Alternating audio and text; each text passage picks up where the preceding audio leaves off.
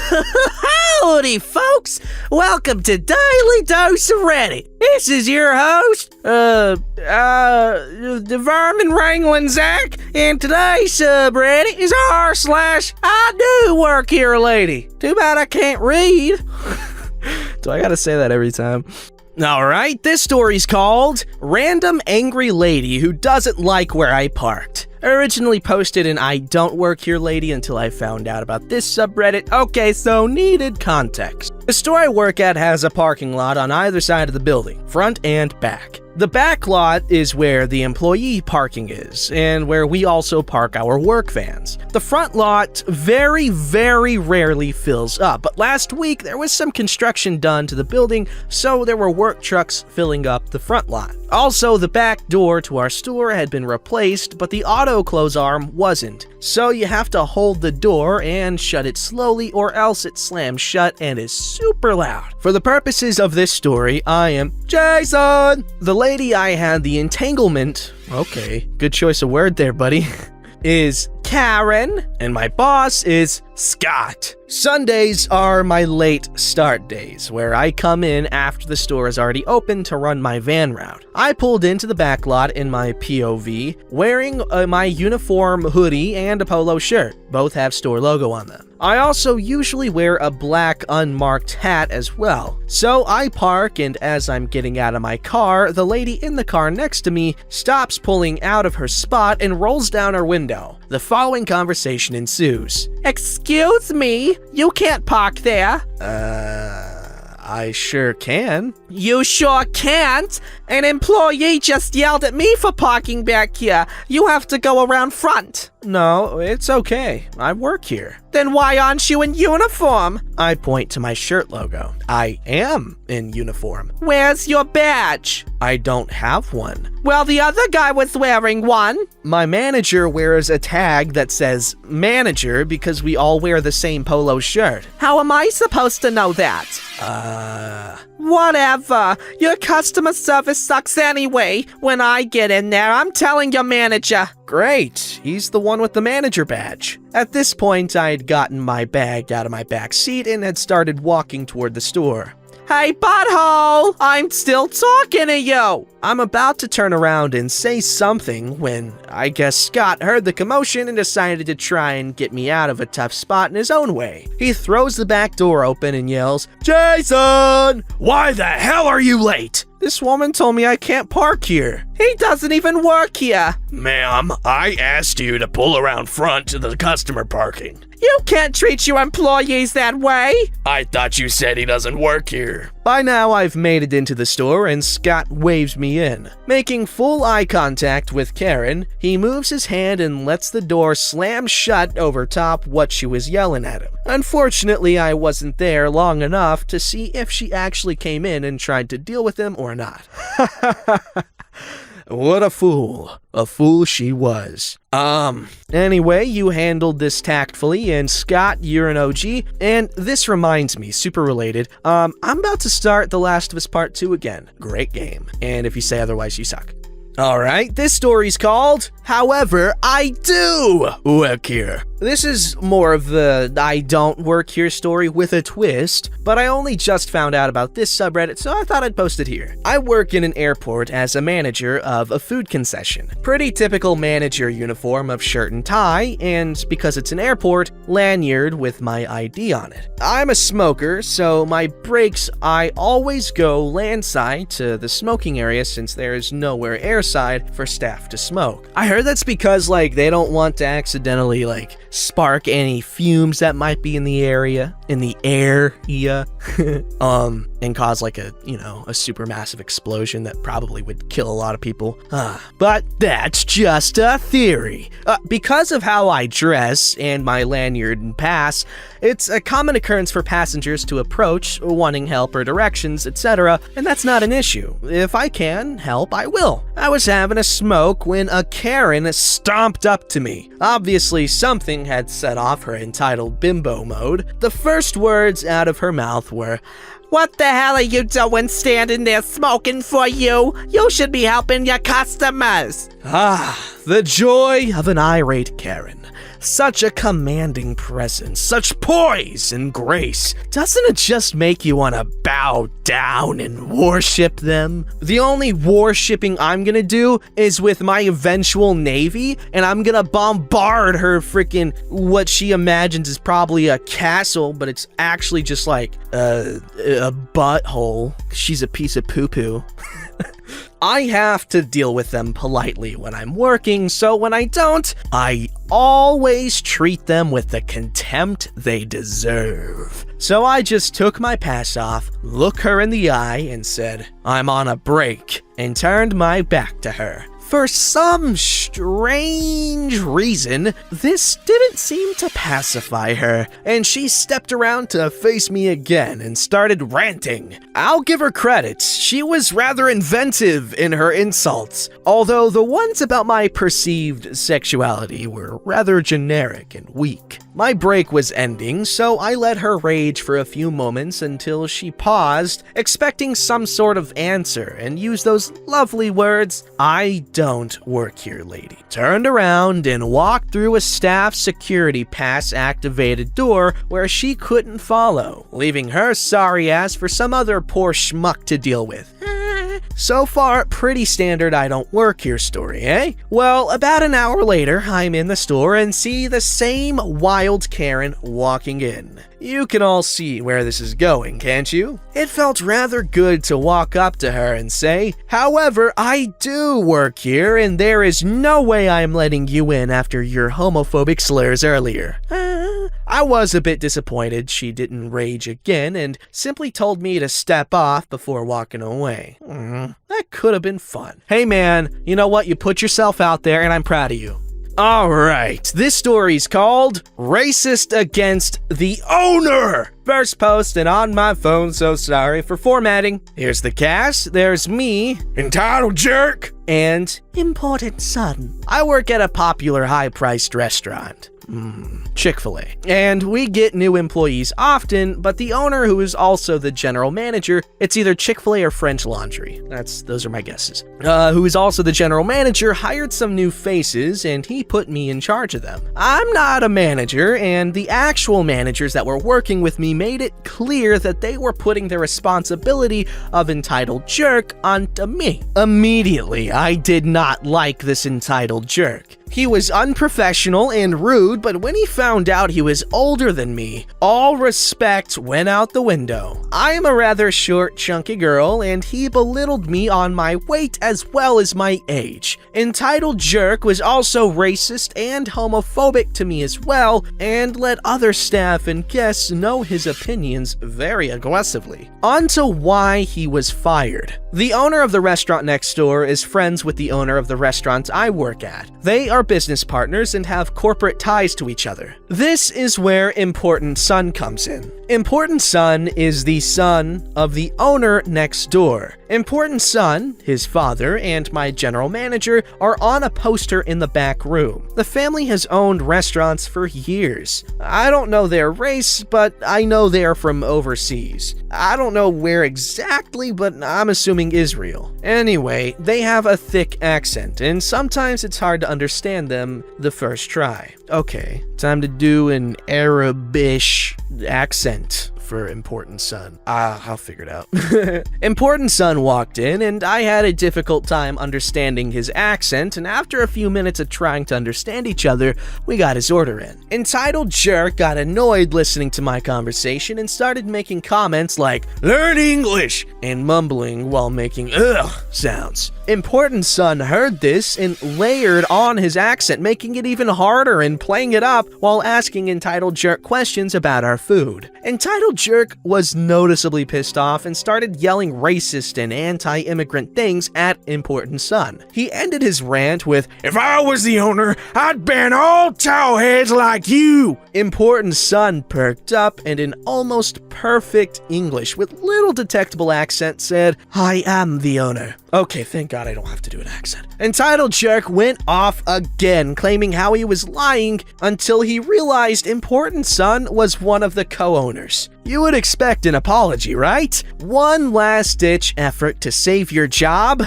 Not from Entitled Jerk. He then claimed that it wasn't fair for Important Son to be a co-owner because it was taking away a job from Americans. Oh God. Important Son smiled very big and asked me to write a witness report while he called my general manager and his dad. The next day, entitled jerk was gone, and I hopefully never have to deal with him again.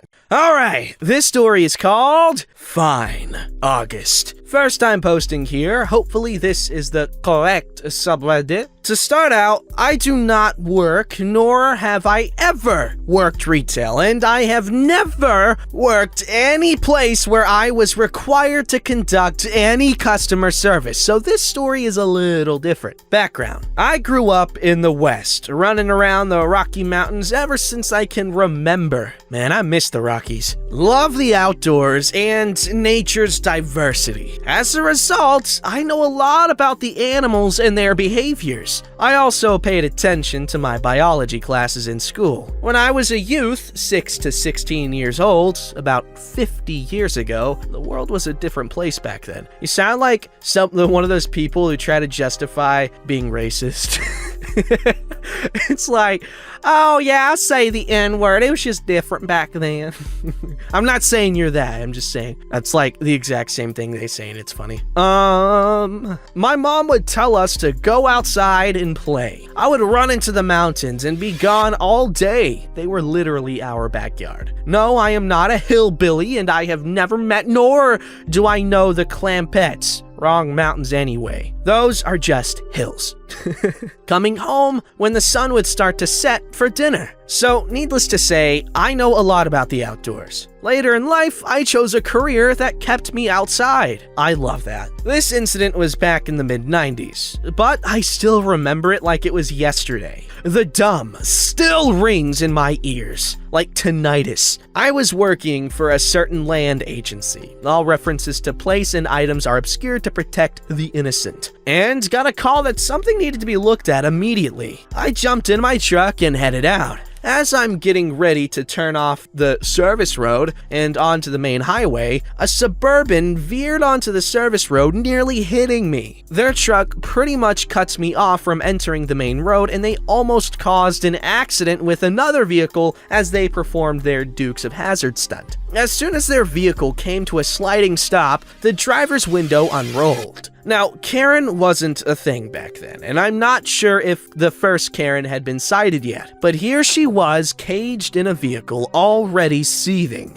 I could tell this was going to be an experience I would never forget. I thought I saw an anthropologist lurking in the woods. I should state that it is extremely obvious that I did work there. My truck was plastered with a huge logo on the side, not to mention the license plate. So I unrolled my window, and this is how the conversation went. I will be me, for obvious reasons. Karen will be Karen. Dumb husband will be dumb husband. Can I help you? Thinking frackin' idiot can't drive. Leaning from the passenger seat to the driver's side, making her husband part of his seat. Can you help us with the question? Now, I kid you not, she yelled this at me. No hello, no please, nothing. This lady was blonde, early 30s, bob haircut, large sunglasses nearly covering her cheeks, the works, and a growl on her face that would scare a bear. Maybe it was listening to her kids scream in the back seat. Don't know.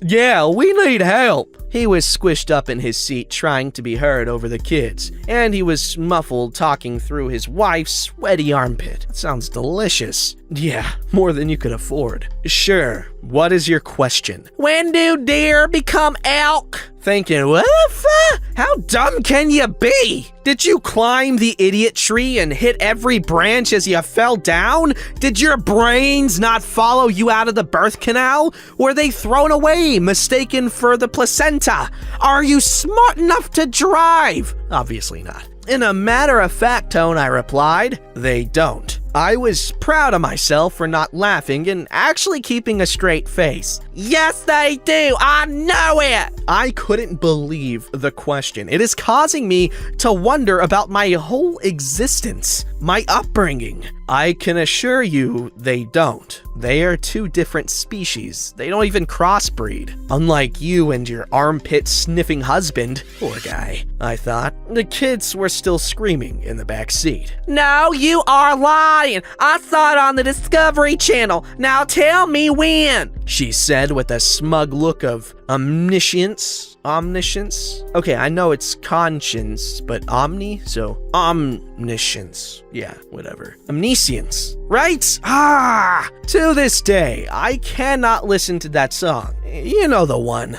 Let's do it like they do on the Discovery Channel. They ruined it and the song wasn't even written yet. Dumb husband in a tone that I can only imagine coming from a troglodyte.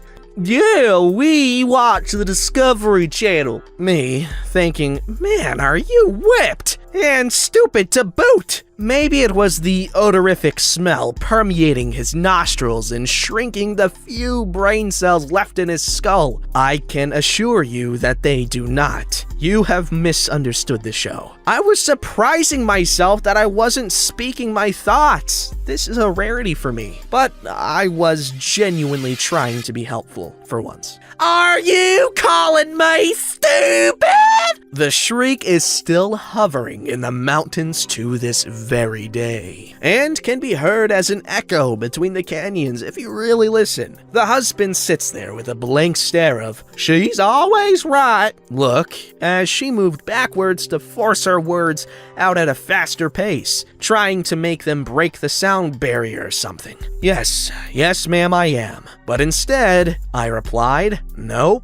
If I thought she was loud before, she is now screaming at me. What is so hard about this? Just effing tell me when the deer turn into elk. The kids in the back seat finally shut up. Now, I had been paying attention to the traffic and noticed that there was a clear spot coming up and that I could just squeeze between their car and the stop sign. So I put the truck into first gear, looked at her, shook my head, any patience I had was now gone, and yelled, "Fine! August!" and drove off. I knew that they would have to drive a bit to get turned around and then wait for traffic. I did keep an eye on the road behind me for the mile I needed to go before turning into a place that I could lose them. Never saw them again, but I can imagine her telling all her friends that in August, all the deer turn into elk. Education by television at its best. Stupid people. Yeah, that's why I strongly vouch for education by YouTube videos like this, because believe it or not, I am teaching you a great many things. Not even just in the stories, but in my commentaries between the stories, you are learning an incredible amount. I'm pretty sure if my calculations are correct, and they almost always are, except for that one time where I misjudged how much cocoa powder to put into brownies. But in my defense, I just switched the measurements, and so I put 2 cups of cocoa powder instead of, I'm not even gonna go into this. Anyway, you guys should all be super geniuses by the year 2024. In which case, everyone will vote for me, because I am so smart. I will have invented an aging device that will allow me to become old enough to run for president. And then, since y'all are educated and I'm of age, you guys can vote me into office, and I will